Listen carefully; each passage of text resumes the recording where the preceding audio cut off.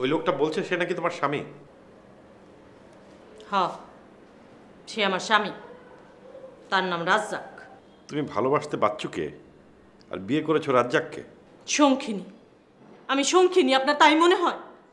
আমি কেন তারে বিয়ে করছি আপনি যাই বুড়া চাচারে জিজ্ঞেস করেন, যান।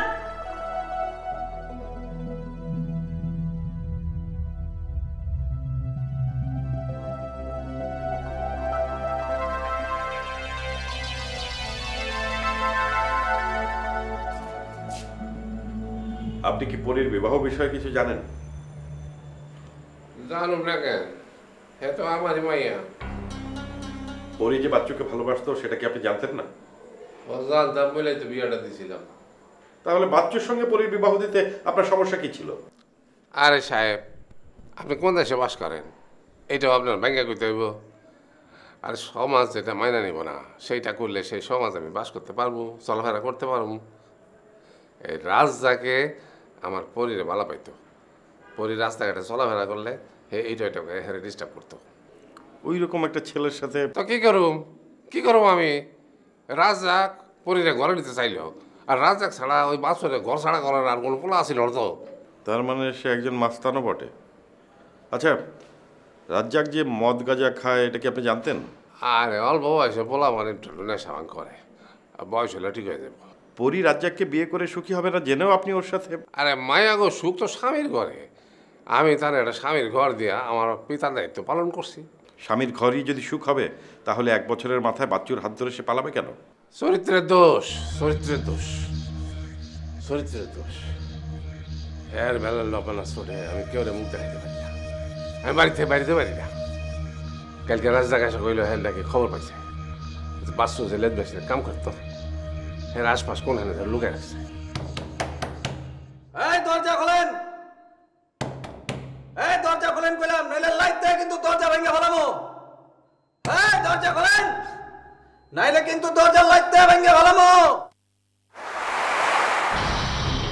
এটা মাস্তানি করার জায়গা না রাজ্জাক, এত জোরে দরজা ধাক্কা দিচ্ছ কেন? আমার স্ত্রীর আমার হাতে তুলে দেন, তাহলে এই মাস্তানি শেষ, আমি আর ডিস্টার্ব করতে আসব না। পরে আয় পরে। আপনি পরীর স্বামী ঠিকই, কিন্তু আমার পরীর কাছ থেকে শুনতে হবে সে আপনার সাথে যাবে কিনা। যান ওই না, তাই শোনেন, যদি না যাইতে চায় পরে কেমনে লয়ে যেতে হবে এটা বললাম আমি জানি। যান।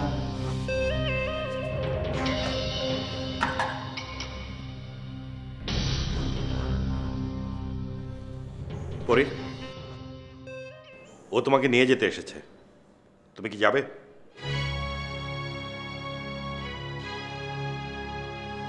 হ্যাঁ রে, আমি ভালোবাসি না।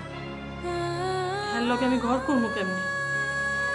হ্যার লোকে শুয়ে আমি বাচ্চুরে খোয়াবে দেখি। বাচ্চু আমার জন্য কান্দা মরে, নিজের শরীরের যত্ন নেয় না, কাম কাজে মন নাই দেখা মালিকের লাত্তি কুতা খায়। এসব আমি সহ্য করতে পারি না। বাচ্চুর এই অবস্থায় রাইখে আমি হ্যার লোকে কেমনে যাই?